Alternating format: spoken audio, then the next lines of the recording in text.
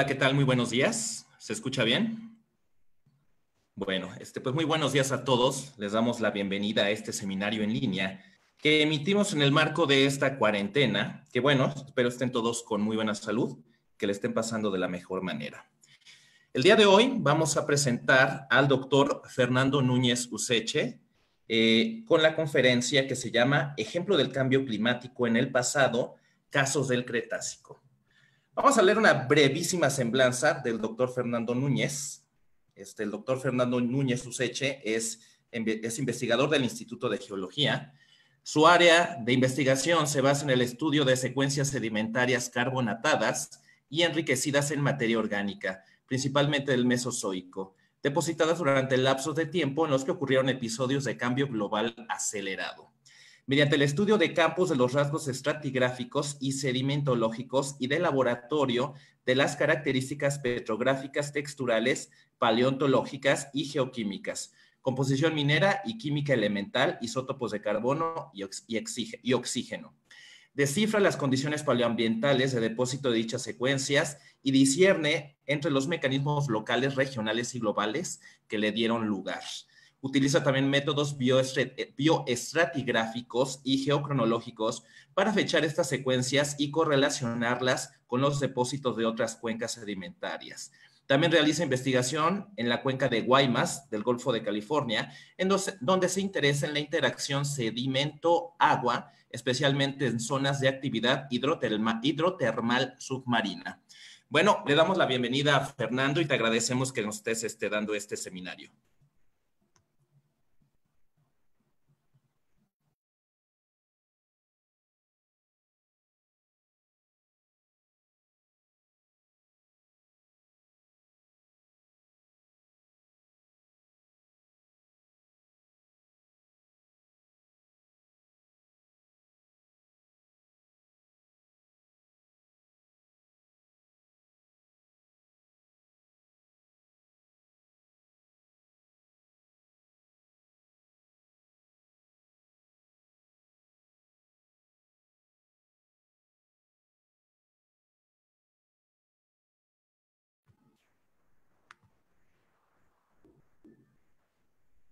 Fernando, creo que no se escucha tu micrófono. Ok, Ya, un segundo. Creo que ahora sí me están escuchando. ya, te escuchamos, Fernando. Disculpa, no se escuchaba tu micrófono. Ok, perfecto. Espero que ahora sí me estén escuchando. Bienvenidos a todos. Qué pena por el inconveniente del micrófono. Bienvenidos a esta plática de divulgación sobre cambio climático. Espero que la disfruten y que en esta cuarentena este esfuerzo que realiza el Instituto de Geología de la UNAM sea de provecho para todos ustedes. Entonces, bien, vamos a empezar de lleno con la temática de esta plática de divulgación. El clima del planeta es variable, es dinámico, y el sistema climático ha cambiado de manera natural a lo largo de la historia, influenciado principalmente por dos componentes, dos forzamientos.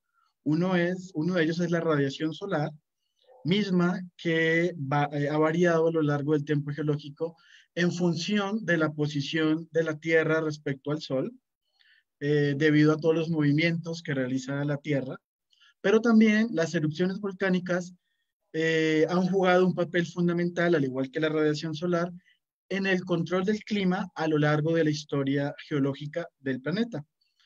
Sin embargo, la actividad humana, principalmente aquella que ocurre desde 1850 a 1900 al reciente, ha agregado un factor adicional que ha causado alteraciones en el clima y que por tanto ha causado también el calentamiento global. ¿Cuál es ese factor? Pues bien, es la liberación de CO2 principalmente, asociado a todas las actividades que realizamos como humanos, a toda nuestra actividad antropogénica, principalmente la quema de combustibles fósiles. En la gráfica que aparece en este momento, ustedes pueden ver que por milenios las emanaciones de CO2 nunca, la concentración de CO2 en la atmósfera nunca superaba los 300 ppm. Sin embargo, desde 1950 al reciente, se cruzó este umbral en las concentraciones de CO2. De hecho, en los últimos 2 días, las concentraciones de CO2 en ppm llegan a los 415 ppm. Por tanto, esta concentración de CO2 es un factor adicional, no natural, que causa estragos en el clima actualmente. Y principalmente la emanación del CO2 acrecenta un fenómeno que si bien es un fenómeno natural, se ha acrecentado en las últimas décadas gracias a la emanación de CO2 y es el efecto invernadero. Este efecto no es más que el calentamiento del planeta que está asociado a la absorción de la radiación térmica que realizan los gases en la atmósfera. El Sol emite radiación sobre nuestro planeta. Parte de esta radiación es devuelta al espacio exterior gracias a la capa de ozono, a las nubes, pero parte de esta radiación logra llegar a la superficie terrestre y es reflejada. El problema es que al ser reflejada, estos gases de efecto invernadero retienen esa radiación, evitando que la misma escape del planeta. Y por tanto, esto eleva aún más la temperatura de la superficie del planeta. Ahora, ¿quiénes son estos gases que provocan que esta radiación no escape y se quede atrapada? Podemos ver aquí una lista de cuáles son los principales, destacando el CO2 y el metano. Justamente el CO2 es uno de los principales gases que resultan de toda la actividad antropogénica. Bien, entonces estas condiciones de efecto invernadero causan un cambio climático. ¿Qué es un cambio climático? En términos muy sencillos, es la alteración de las condiciones climáticas predominantes. Esto es un concepto desde el punto de vista de la meteorología. Un concepto más amplio de cambio climático es aquel que dice que es un cambio que se induce en el estado del sistema climático y que causa una variación global del clima del planeta. Este proceso de cambio climático asociado al efecto invernadero ocurre actualmente y también sucedió en el pasado geológico, particularmente durante el Cretácico. Ahora bien, vamos a hablar del Cretácico. El Cretácico es, como pueden ver en esta diapositiva, es el último periodo de la era geológica, ¿no? De la era mesozoica, perdón. Esta era está conformada por 3 periodos, Triásico, Jurásico y Cretácico. El periodo Cretácico inició hace 145 millones de años y terminó hace 66 millones de años. Si nosotros comparamos la edad de la Tierra, toda la escala de tiempo geológico de la Tierra, con un vaso de cerveza, ¿sí? Veríamos que el lapso de ocurrencia del Cretácico estaría básicamente en la mitad de la espuma que ocurre en la parte superior del vaso. De toda la edad de la Tierra, que son 4.6 mil millones de años, de todo este lapso de tiempo, el Cretácico, con una duración de 79 millones de años, solamente ocupa el 1.7%. Como dato curioso, si comparamos este mismo vaso de cerveza con la aparición del hombre, que ocurrió aproximadamente hace 2, 3 millones de años, esa edad estaría reflejada o representada por la punta de la espuma. Bien, lo que seguramente muchos de nosotros conocemos sobre el Cretácico es precisamente el final del Cretácico, en su transición hacia el Palógeno.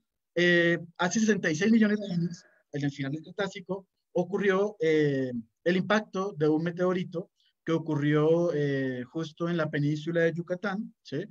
Y el impacto de este meteorito causó esencialmente un cambio climático abrupto, extremo, que finalmente conllevó a la desaparición de los dinosaurios, ¿sí? Si bien es cierto que este evento está entonces ligado a un cambio climático extremo, no es de este evento del que vamos a platicar el día de hoy. El día de hoy vamos a hablar sobre otros ejemplos de cambios climáticos que también ocurrieron en el Cretácico, ¿vale? Pero es importante resaltar este cambio climático que ocurrió como resultado del impacto del meteorito. Bien, aquí podemos ver una escala de tiempo de todo el Cretácico, que como bien les dije, inició hace 145 millones de años y terminó hace aproximadamente 66 millones de años. Y podemos ver que en color negro, en estas barras de color negro, se resaltan lapsos de tiempo cuya duración fue inferior a 1 millón de años. Y estos lapsos de tiempo representan episodios de cambio global acelerado. Como pueden darse cuenta aquí, lo importante es resaltar que no todo el Cretácico estuvo marcado por condiciones de cambio climático extremo o acelerado. No todo el Cretácico.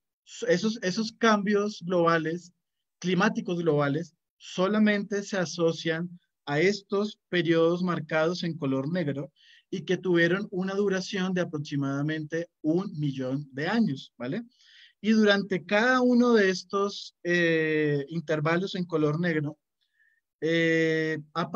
sucedieron cambios muy similares a los que se experimentan actualmente gracias al efecto invernadero y al cambio climático, aunque, como vamos a ver a continuación, estos cambios fueron de mucha mayor magnitud. Sabemos entonces que el cambio climático actual ha ocurrido también a lo largo de la historia y particularmente durante el Cretácico. Sin embargo, existen diferencias entre el cambio climático actual y aquellos que ocurrieron en el Cretácico. La primera diferencia fundamental es el motor o la causa de los cambios. En ambos casos es el aumento en las concentraciones de CO2. Sin embargo, actualmente ese aumento es promovido por el aumento de la actividad antropogénica, de la quema de combustibles, ganadería extensiva, la tala de árboles. Toda esa actividad antropogénica es la que ha sido causante de elevar los niveles de CO2 atmosférico. En el Cretácico, este incremento de CO2 obedece a actividad geológica natural, básicamente a erupciones volcánicas que se intensificaron durante estos periodos del Cretácico que coinciden con periodos de cambio climático. Esa es la primera diferencia, las causas. La segunda diferencia fundamental entre el cambio climático actual y los que ocurrieron durante el Cretácico tienen que ver con la rapidez de los cambios. El cambio climático actual y todas las consecuencias que está teniendo en la atmósfera, en la biosfera, en la hidrosfera, en la litosfera, se realiza, todos esos cambios tienen una rapidez bastante acelerada y que ha ocurrido en el orden de los últimos 120 a 170 años. De tal forma que estos cambios han sido intensos y acelerados. Por el contrario, todos los cambios que ocurrieron durante el Cretácico, asociados al aumento del CO2, ocurrieron en escalas de tiempo que varían de miles a cientos de miles de años. Y se consideran que todos estos cambios, por tanto, ocurrieron de forma mucho más gradual. En la gráfica que ustedes pueden ver ahí, nos podemos dar idea de la rapidez de los cambios. Fíjense que esta línea que aparece acá, una línea casi vertical, representa el incremento solamente de la temperatura desde 1750 hasta el año 2016. Vemos que es un cambio bastante rápido. Y por el contrario, esta otra recta representa ese mismo cambio, pero asociado a eventos que ocurrieron durante el Cretácico. Vemos que esta recta marca también un cambio en la temperatura, pero que ocurrió de forma mucho más gradual. Ahora bien, ¿qué promovió? Les decía que el motor de los cambios climáticos del Cretácico fue principalmente el aumento en el CO2, ¿cierto? Asociado a la actividad volcánica.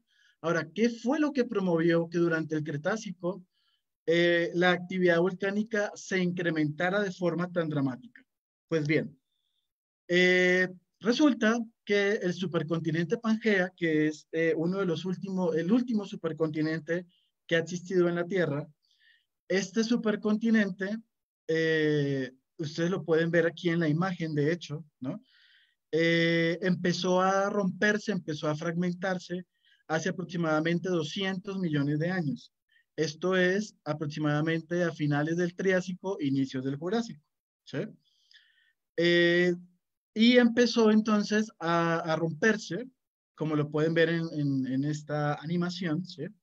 Pero ese proceso de ruptura y de separación de los continentes que conllevó a la configuración que actualmente tenemos, ese proceso de ruptura, de separación, se aceleró o se intensificó particularmente durante el Cretácico.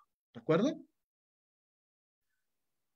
Ahora, como resultado de esto, de que durante el Cretácico se intensificara la tasa de separación de las masas continentales, ligado a esto ocurrió un proceso primero de, si las masas continentales se separaron con mayor rapidez y eficacia, fue debido a que surgió, como pueden ver en este video, surgió piso oceánico entre los bloques continentales. Justamente ese piso oceánico es lo que favoreció que empezaran los bloques continentales a separarse, porque este piso oceánico surge desde el manto de la Tierra y es como una especie de magma que asciende al fondo marino y cuando asciende empuja a las masas continentales. Entonces, para el Cretácico, este proceso de separación de los continentes asociado a la creación de piso oceánico se intensificó. Eso se tradujo en mayor actividad volcánica submarina, justamente ligado a este proceso. Ahora bien, si en estas zonas que son conocidas como límites de placas divergentes, porque las placas se separan, si en estas zonas ocurría formación de corteza oceánica, la cual separaba a los bloques continentales, pues resulta que para mantener un equilibrio de la cantidad de corteza que hay en el planeta, así como aquí había un aumento en la actividad volcánica, debían haber otras zonas que son los que se conocen actualmente como las zonas de subducción. En otras zonas, entonces, la corteza debía destruirse. Es decir, si aquí se creaba corteza, en otras partes esa corteza, como pueden ver en este video, esa corteza debía destruirse con el objetivo de mantener el equilibrio. De tal forma que en estas zonas esa corteza entonces subducía o sufría el proceso de subducción, que no es más que hundirse por debajo de una litosfera comúnmente de origen continental. Justamente ese es el fenómeno que ocurre, por ejemplo, actualmente frente a las costas mexicanas o frente a las costas de toda Sudamérica. Y asociado a este proceso de subducción de la placa, aumentó durante el Cretácico la actividad volcánica en la zona continental. De tal forma entonces que el aumento en la separación continental y a su vez el aumento en la destrucción de corteza en las zonas de subducción, de manera general estos dos procesos aumentaron la actividad volcánica en el planeta. Actividad volcánica que ocurrió tanto de forma submarina, pero también de forma continental. Ahora bien, hay un tercer proceso que también causó que durante el Cretácico la actividad volcánica aumentara. Ustedes pueden ver aquí un mapa que presenta la posición de los continentes hace 120 millones de años. Ya la ruptura del supercontinente Pangea está un poco avanzada, como pueden ver. Incluso ya hay un protoatlántico, ¿no?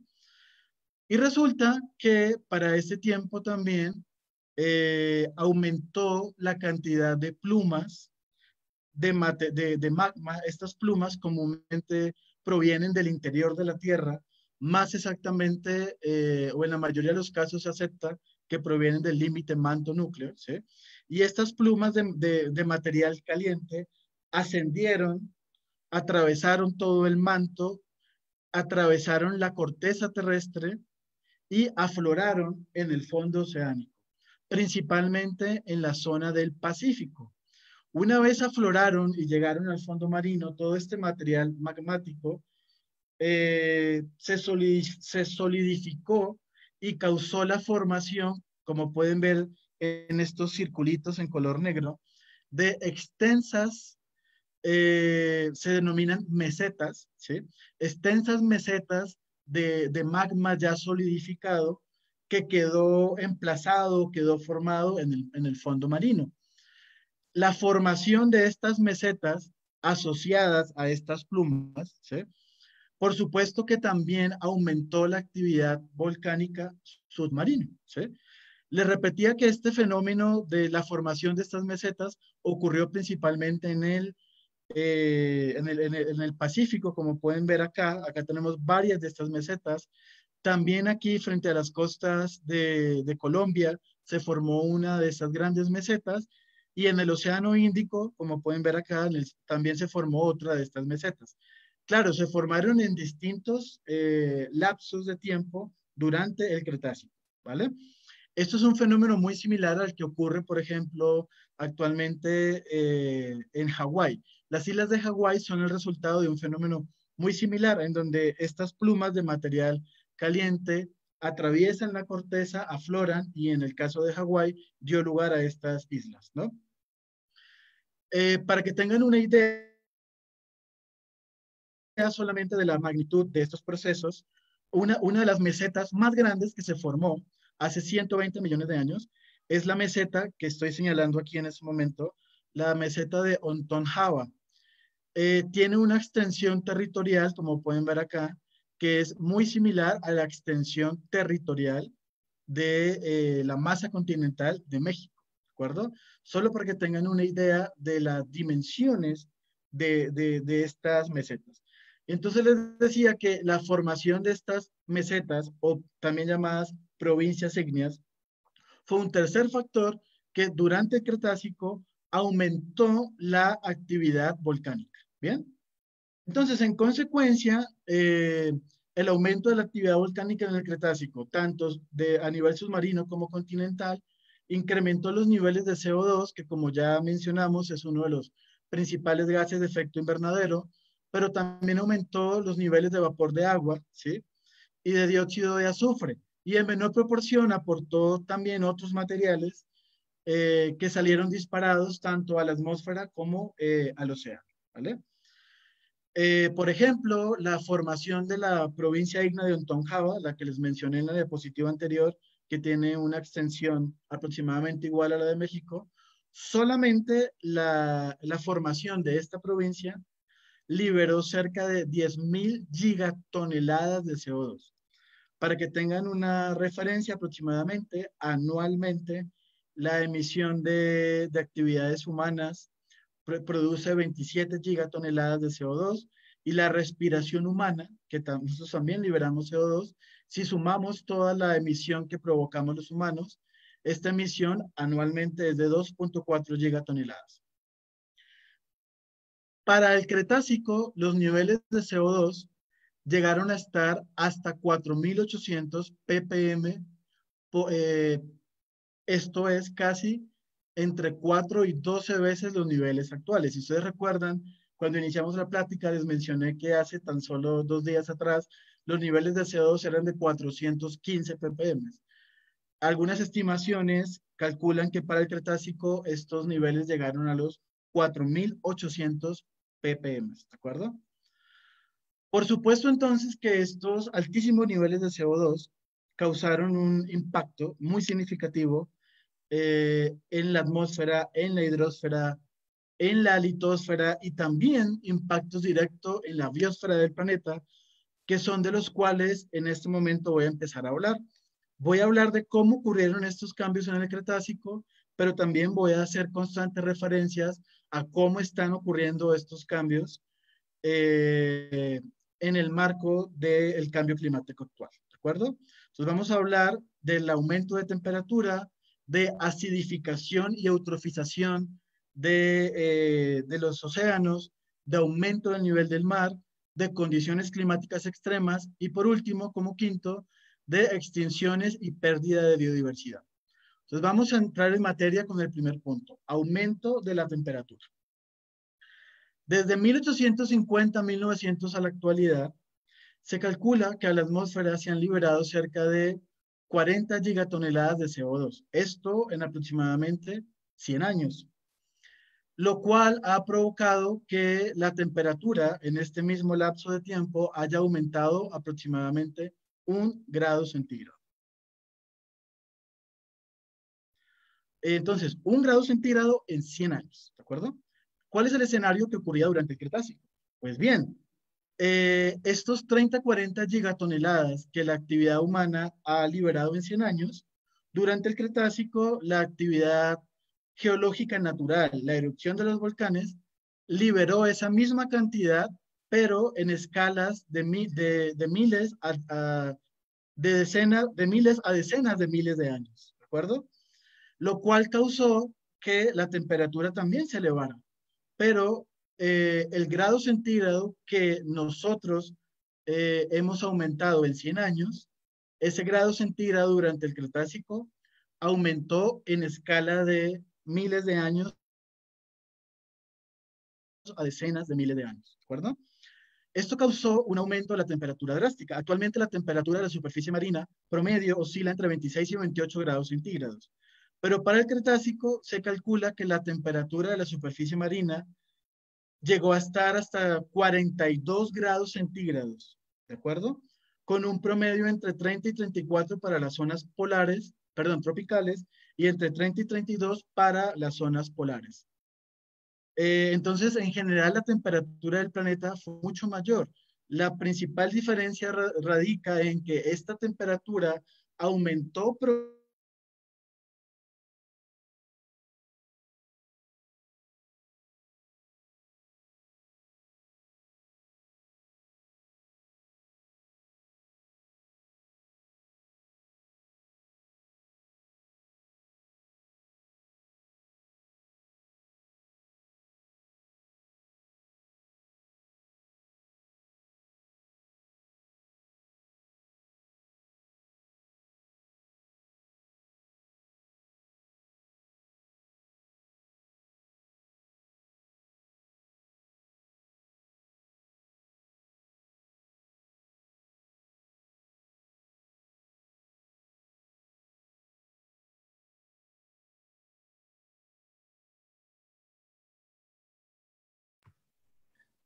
A ver, creo que tuvimos una pequeña interrupción de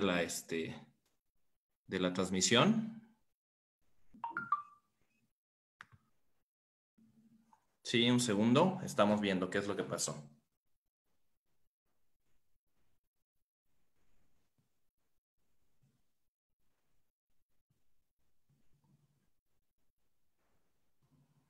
A ver.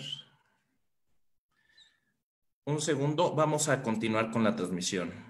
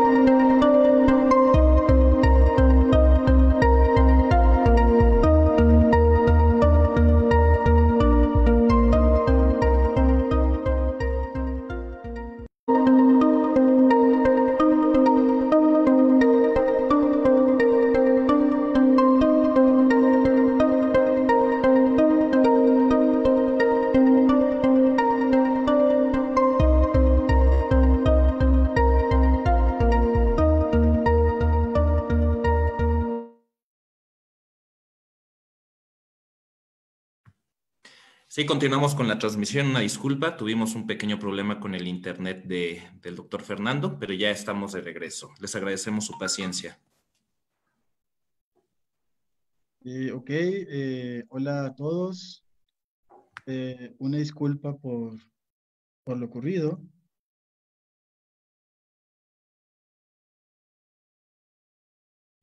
Ok, voy a regresar en materia. Esto sucede con estos asuntos de cosas en vivo, ¿no? Exactamente dónde se perdió la transmisión no lo sé, así que voy a regresar solamente un poco, ¿de acuerdo? Entonces veíamos que en el Cretácico estos cambios en las concentraciones de CO2 y en la temperatura también ocurrieron, al igual que ocurren en el contexto del cambio climático actual, pero ocurrieron de una forma mucho más pausada, de una forma mucho más gradual, ¿vale? Mientras que en 100 años la actividad antropogénica ha sido responsable de emitir hasta 40 gigatoneladas de CO2, en el Cretácico estas mismas cantidades se liberaron en escalas de miles de años a decenas de miles de años, ¿de acuerdo? Y mientras que en los últimos 100 años esto ha causado un aumento en la temperatura de 1 grado centígrado, como lo pueden ver aquí en esta gráfica, para el Cretácico este mismo aumento de 1 grado centígrado también tuvo lugar, pero durante lapsos mucho más prolongados. Bien, en general entonces el planeta durante el Cretácico era mucho más cálido y no existía una variación de temperatura tan marcada con la latitud como existe actualmente.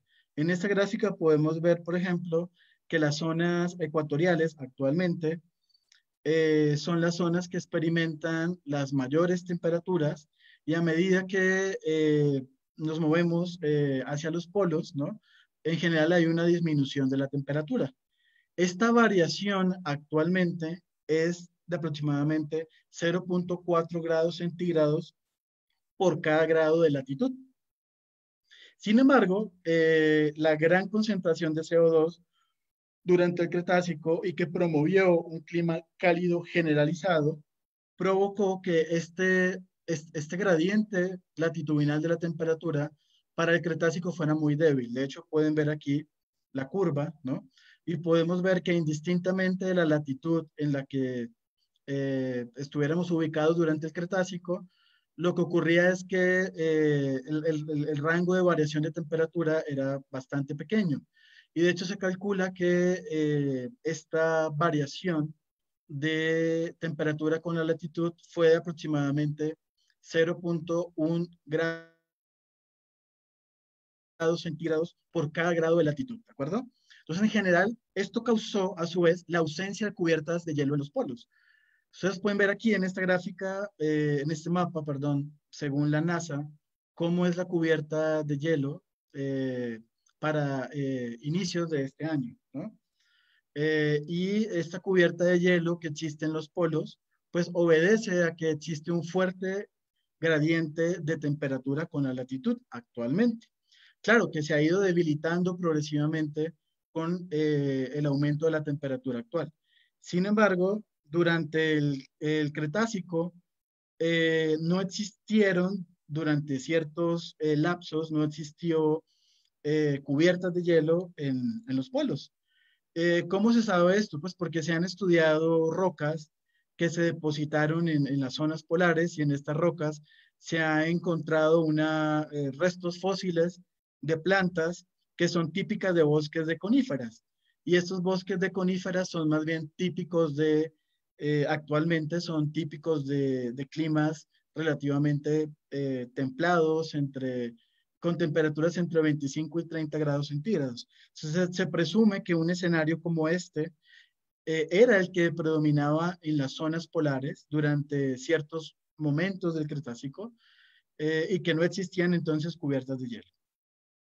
¿Qué otra consecuencia tuvo que durante el Cretácico las temperaturas fueran tan elevadas y que no existiera un fuerte gradiente latitudinal de la temperatura, sino que por el contrario fuera muy débil?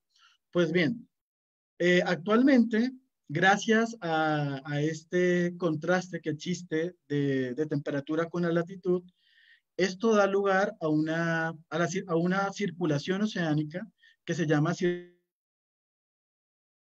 circulación termoalina. Esta circulación de las masas de agua depende de la densidad de las masas de agua. Las diferencias de densidad es lo que provoca el movimiento de esta cinta transportadora a lo largo de todo el planeta. Y directamente relacionada con la densidad de la masa de agua tenemos a la temperatura.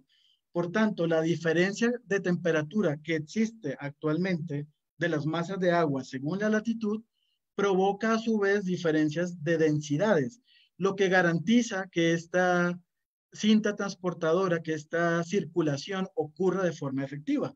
Ahora, esa circulación es importante desde el punto de vista ambiental y ecológico. ¿Por qué? Porque transporta, controla la temperatura del planeta, la regula, transporta nutrientes, transporta además oxígeno y otros materiales particulados.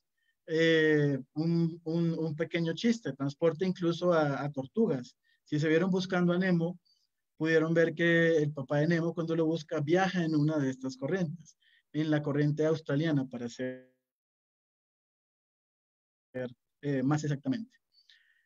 Y además de tener una importancia ecológica, estas corrientes actualmente también tienen una importancia económica, puesto que estas corrientes controlan parámetros como las zonas más productivas en donde se realiza la actividad pesquera, controlan parámetros del agua como la transparencia, el grado de oxigenación, lo cual incide directamente, por ejemplo, con el desarrollo de zonas turísticas. Ahora, ¿qué sucedió durante el Cretácico? Como ya les comenté, durante el Cretácico existió un débil gradiente de la temperatura con la latitud. Por tanto, esta circulación oceánica durante el Cretácico fue mucho menos efectiva, disminuyó su velocidad. Actualmente, estas corrientes se mueven a una velocidad de 1 centímetro por segundo. Para el Cretácico, debido a que toda la masa de agua era cálida y en general entonces las diferencias de densidad, que son las que permiten el movimiento de las masas de agua, esas diferencias de densidad no eran tan grandes y esta circulación se ralentizó, se volvió muy lenta y tuvo una velocidad que se calcula de 0.2 a 0.5 centímetros por segundo. Esto entonces causó que durante el Cretácico en general la masa de agua oceánica se estancara, ¿de acuerdo? Y si se estancó la masa de agua, el intercambio de oxígeno, de nutrientes y de otros materiales en el océano global fue mucho menor. Segundo proceso, acidificación y eutrofización. La acidificación no es más que la disminución del pH del agua hacia condiciones ácidas y la eutrofización no es más que el aumento repentino en la cantidad de nutrientes en la masa de agua. Estos dos fenómenos ocurrieron bastante asociados a los cambios climáticos del Cretácico. Primero, les mencionaba que debido a la actividad volcánica se liberaron enormes cantidades de CO2, tanto de forma submarina como directamente a la atmósfera. Pues bien, este CO2, como pueden ver aquí en la diapositiva, al reaccionar con el agua provoca ácido carbónico. Y el incremento en el ácido carbónico disminuye el pH del agua, causando condiciones ácidas. Entonces, este fenómeno que ocurre actualmente, debido también al aumento en el CO2, ocurrió también durante el Cretácico, asociado a estos episodios de cambio climático. El problema con esta acidificación es que disminuye la cantidad de iones de carbonato disponibles en la masa de agua y resulta que muchos organismos que hacen sus conchas, sus casitas de carbonato de calcio, tuvieron problemas entonces para calcificar, para producir esa concha, puesto que cuando la producían, la misma se disolvía gracias a las condiciones de pH. Entonces ocurrieron muchas mutaciones o malformaciones en varios de los organismos debido a este aumento en el CO2. Actualmente el agua marina tiene un pH de cerca de 8.1, es decir, es relativamente básica, ¿sí? El incremento en el CO2 que está ocurriendo actualmente gracias a la actividad antropogénica ha causado que este pH disminuya a valores que oscilan entre 7 y 8, es decir, una ligera acidificación de la masa de agua que afecta a decenas de kilómetros cuadrados del océano. Pero para el Cretácico, algunos modelos sugieren que la disminución del pH y la acidificación de la masa de agua fue mucho más extensa y que incluso ocurrieron valores de pH menores a 7, ¿de acuerdo? Y que estos valores ocurrieron en áreas de cientos de kilómetros, es decir, áreas mucho más extensas que las que ocurren actualmente. Acá podemos ver en esta gráfica cómo desde 1940 al reciente existe una relación directa entre el aumento del CO2, que podemos ver reflejado en esta gráfica, y la disminución del pH. Actualmente, ¿qué afectaciones trae esta disminución, perdón, del pH? Pues bien, esto ha afectado a organismos, por ejemplo, como los corales, ¿no? Los cuales tienen un esqueleto de carbonato de calcio. Al enfrentarse a condiciones ácidas, la formación de esos esqueletos es menos efectiva, pero incluso también se sabe que muchos peces están siendo afectados por esta disminución de pH, puesto que está afectando su sentido de orientación. Entonces, si fenómenos como estos se observan actualmente debido a una disminución ligera del pH, imagínense la magnitud de los fenómenos que debieron ocurrir durante el Cretácico con pHs incluso inferiores a 7. Ahora la eutrofización.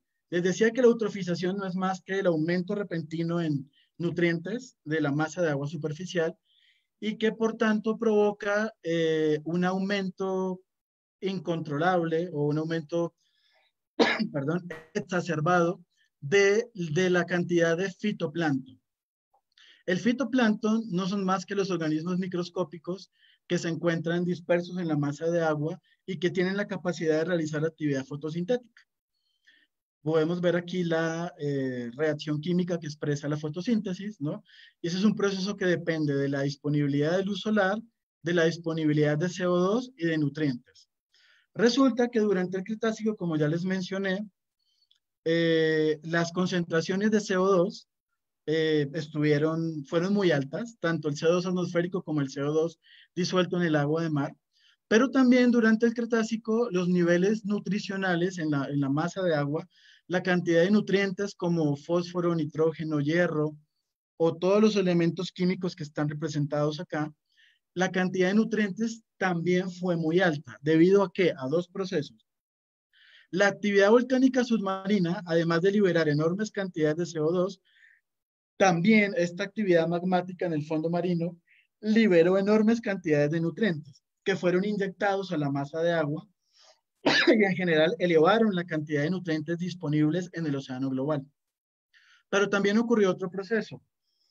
Actualmente gran cantidad de los nutrientes que tiene el océano llegaron provenientes del continente, arrastrados, por ejemplo, por los ríos. Durante el Cretácico, el aumento en el CO2 y el aumento en la concentración de vapor de agua hizo que el ciclo hidrológico se acelerara. Incluso se calcula que se aceleró 3 a 4 veces más comparado con la velocidad que actualmente tiene este ciclo. Y esto hizo entonces que lloviera mucho más en las zonas continentales y que hubiera mucho más transporte de materiales desde el continente al océano, incluyendo nutrientes. Entonces, estos dos procesos combinados causaron que el océano global del Cretácico tuviera un exceso de nutrientes y como ya les mencioné, también este océano tenía un exceso de CO2. Por esta razón, entonces, la actividad fotosintética realizada por el fitoplancton fue mucho más exitosa durante el Cretácico. Y eso se tradujo en florecimientos algales, lo que en México conocemos como el sargazo. ¿Sí? Podemos ver aquí una imagen satelital de sargazo y cómo se manifiesta este sargazo en las zonas costeras. Esto les repito, esos florecimientos algales fueron más exitosos y mucho más extendidos durante el Cretácico de lo que actualmente son.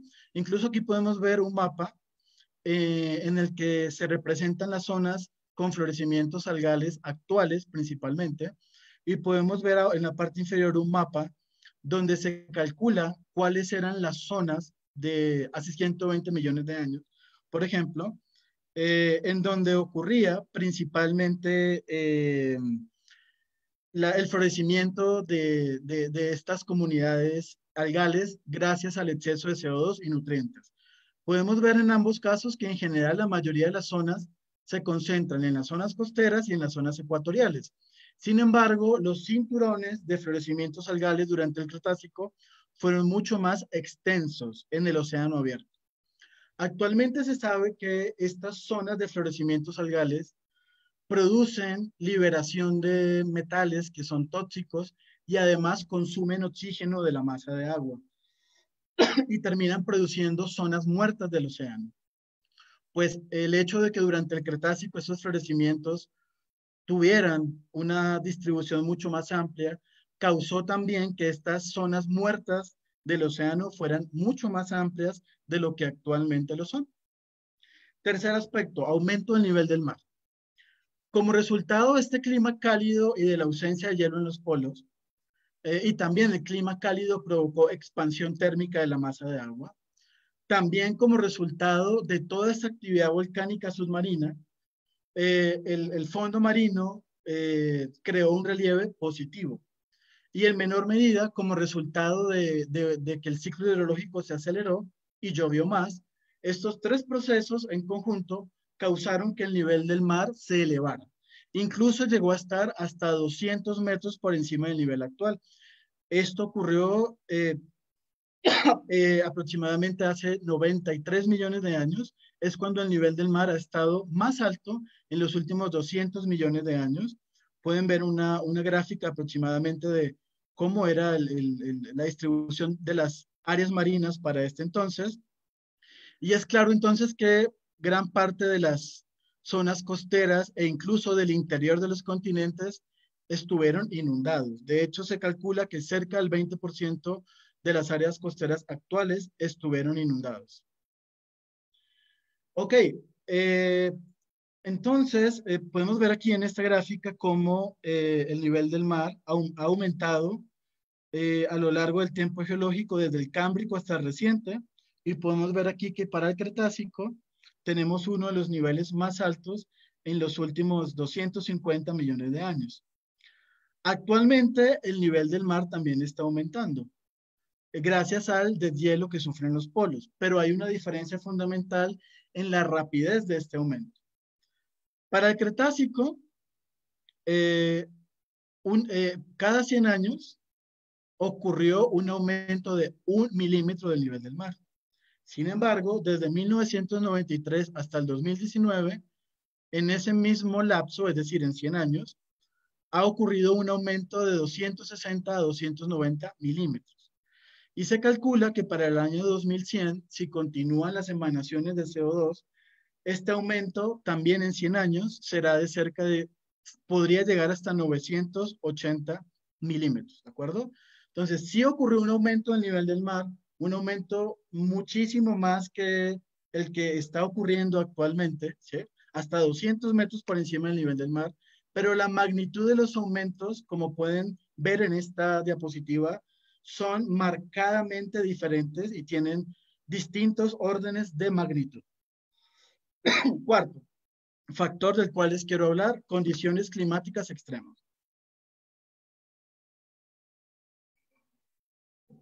Como resultado de la actividad, del incremento en la actividad volcánica, les mencioné que no solamente aumentó la concentración de CO2, también aumentó la concentración de vapor de agua. Este vapor de agua logró llegar hasta la troposfera, en donde existe una activa producción de masas de aire, de vientos. Y algunos modelos que se han realizado asumen entonces que la producción de vientos y la fuerza de los vientos durante el Cretácico, gracias a este excedente de vapor de agua de origen volcánico, fue mucho mayor. Esas velocidades se estiman del orden de 3 a 4 veces más que las velocidades máximas de los vientos actualmente. Ahora, si sumamos esos vientos fuertes junto con un agua superficial oceánica mucho más cálida, como la que ocurrió durante el Cretácico, se ha modelado que que estas dos condiciones, vientos más fuertes y además aguas más cálidas, pudieron provocar los fenómenos que se conocen como hiperhuracanes o hipercanes, que no son más que tormentas catastróficas. Para que tengan una idea de estos hipercanes, comparados con uno de los huracanes más fuertes que ha ocurrido recientemente en la historia humana, ¿no? La velocidad que estos hipercanes pueden llegar a alcanzar es de 800 kilómetros por hora. El huracán Irma alcanzó una velocidad de 295 kilómetros por hora, fue de categoría 5. Los hipercanes pueden llegar a alcanzar diámetros de hasta 2.000 kilómetros. El huracán Irma tuvo un diámetro de 645 kilómetros. Los hipercanes pueden llegar a alturas de hasta 30 kilómetros, esto es, llegando a la estratosfera, pudiendo entonces alterar la capa de ozono, porque a esta altura es donde se encuentra la capa de ozono. Acá hay un error, perdón, pero la altura del huracán Irma no rebasó los 8 o 10 kilómetros de altura. Entonces, estos hipercanes, aunque todavía no se conoce con certeza su registro durante el Cretácico, pero se percibe que debieron existir las condiciones climáticas apropiadas para que estos hipercanes pudieran surgir durante el Cretácico. De cualquier forma, se estima que la actividad de huracanes fue mucho más prolongada en tiempo y también los huracanes fueron mucho más intensos durante el Cretácico que actualmente. Asimismo, como algunas zonas fueron extremadamente afectadas por huracanes, otras zonas durante el Cretácico fueron extremadamente afectadas por sequías. Esos fenómenos también ocurren actualmente, pero para el Cretácico fueron mucho más extensos y extendidos geográficamente. Lo mismo con los incendios. Claro, durante el Cretácico hay que sumar que el aumento en la actividad volcánica, junto con los climas cálidos, los dos factores combinados favorecieron que estos mega incendios fueran mucho más intensos durante el Cretácico y tuvieran una mayor distribución latitudinal que la que tienen actualmente. Actualmente la mayoría de los incendios forestales ocurridos de forma natural se restringen a la zona ecuatorial, dada que es la zona con mayores temperaturas. Sin embargo, recuerden que para el Cretácico no existía este gradiente tan fuerte de condiciones de temperatura y las condiciones cálidas se extendían incluso hasta zonas polares, lo cual favoreció que también los mega incendios se extendieran incluso hasta estas zonas. Y el quinto factor del cual les voy a hablar el día de hoy, que es un factor que ocurre actualmente y que también ocurrió durante el Cretácico, es las extinciones y pérdidas de biodiversidad. Todo este escenario del que les he hablado actualmente, el aumento del nivel del mar, la actividad volcánica, la acidificación y la eutrofización, por supuesto que tuvo un impacto directo en la biosfera. De hecho, en este diagrama que ustedes ven acá, ven el porcentaje de especies que desaparecieron durante algunos de las extinciones más grandes que han ocurrido a lo largo de la historia del planeta. Sobresale o destaca la extinción del Pérmico Triásico, conocida como la Gran Mortandad, que ha sido la más fuerte que ha experimentado el planeta, pero también tenemos la extinción que ocurrió en el límite Cretácico-Paleógeno como resultado del impacto del meteorito. Pues bien, resulta que durante el Cretácico, como pueden ver acá, también ocurrieron al menos 2 o 3 extinciones de menor magnitud que las más grandes, pero están consideradas dentro de las 10 más grandes que han ocurrido a lo largo de la historia. Se calcula que cerca del 20% de los organismos marinos se extinguieron, pero esta extinción ocurrió, repito, de forma gradual, en un lapso de 1 millón de años. Asimismo, como pueden ver en esta gráfica, durante el Cretácico existieron al menos 2 o 3 picos de disminución de la biodiversidad, es decir, de la pérdida de especies. Las especies que lograron sobrevivir a todas estas condiciones adversas redujeron drásticamente su abundancia y también se redujo drásticamente su diversidad hasta en un 90%. Pero repito nuevamente, esto ocurrió en escala de cientos a miles de años. Actualmente, el escenario de cambio climático actual amenaza al 8% de las especies. Esto es cerca de 25.000 especies, algunas de las cuales ya han desaparecido o disminuido drásticamente su población, ¿sí? Dentro de los organismos afectados tenemos a los insectos, las abejas, los corales, ¿sí? Y de forma particular estamos a puertas de una extinción masiva. Se calcula que cerca del 80% de las especies de agua dulce han desaparecido, que hay un 38% menos de especies terrestres y que hay un 36% menos de especies marinas asociados al fenómeno de cambio climático actual. Como conclusiones y reflexión les puedo decir que entonces el cambio climático ha ocurrido a lo largo de toda la historia geológica, ¿sí? Pero los fenómenos que ocurrieron particularmente durante el Cretácico, si bien son parecidos a los que ocurren actualmente, tuvieron dos causas distintas. Actualmente el cambio climático y el calentamiento global tiene su causa en la emisión de CO2 antropogénico, mientras que durante el Cretácico los cambios climáticos tuvieron lugar asociados a el aumento de CO2, pero de origen volcánico.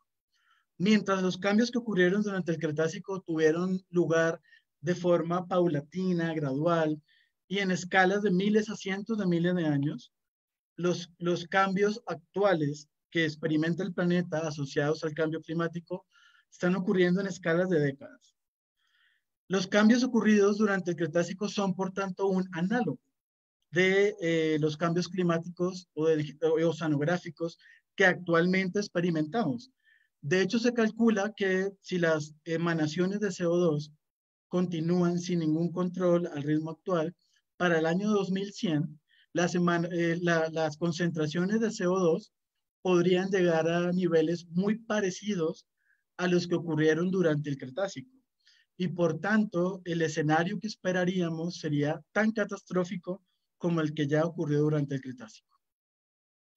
Por último, podemos ver acá cómo en esta curva, desde 1980 al reciente, como les mencioné al principio de esta presentación, la cantidad de CO2 que se ha liberado a la atmósfera como resultado de la actividad antropogénica llega a los 30-40 gigatoneladas.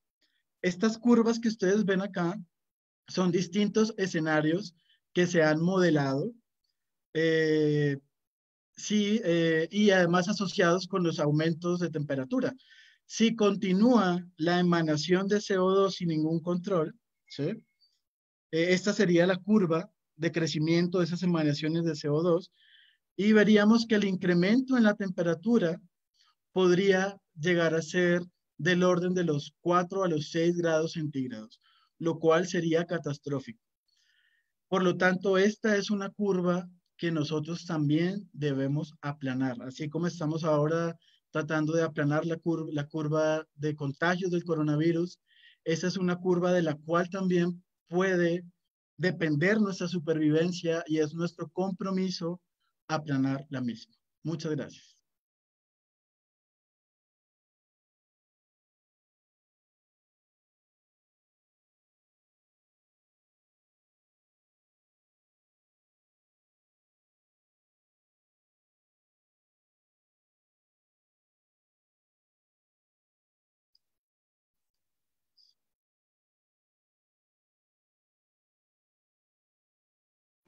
Fernando, muchísimas gracias. Disculpa, aquí se nos estaba perdiendo el micrófono. Bueno, muchísimas gracias. Tenemos dos preguntas, Bert. ¿Tenemos tiempo para responderlas? Claro, adelante. Correcto. Mira, nos preguntan, ¿la aparición del sargazo es comparado también con el lirio acuático o cuál es la diferencia? Muchísimas gracias. Disculpa, aquí Okay, ¿Quieres perdón, responderla o te leo la siguiente, Fernando? perdón, no es que no escuché la pregunta. Perfecto, mira, va de nuevo. ¿La aparición del sargazo es comparado también con el lirio acuático o cuál es la diferencia? Okay, no conozco la respuesta. Ok, correcto. Y dice, el valor del aumento del nivel del mar para el 2100, ¿bajo qué escenario es? Perdón, se cortó Se nuevamente. cortó nuevamente. ¿Puede repetir la pregunta Dice, otra vez? Sí, claro. El valor del aumento del nivel del mar al 2100, ¿bajo qué escenario es? Ok, no hay un modelado del aumento en el nivel del mar, sino más bien es un modelado de las concentraciones de CO2. Y es el peor escenario en el cual no hay ningún control en la emisión de CO2. Y entonces, dentro de 80 años, se calcula que los niveles serían del orden de los 3.000 a 4.000 ppm. Es decir, parecido a los niveles de CO2 del Cretácico. Correcto, Fernando. Pues no hay ninguna otra pregunta. ¿Sí? Yo creo que podemos ya dar por concluida la transferencia. Les agradecemos a todos que nos hayan acompañado a este seminario. Este es el primer ensayo que hemos hecho de esta modalidad. Entonces, estén muy al pendientes. Vamos a estar invitando a investigadores a que puedan ofrecer parte de su conocimiento y pues les deseamos que tengan pues una cuarentena pues no tan grave para todos. Por favor, pásenla bien y estén al pendiente en nuestras redes sociales. Les agradecemos mucho y muchas gracias, Fernando. Un aplauso para ti. Listo. Muchas gracias. Hasta luego. Chao, chao.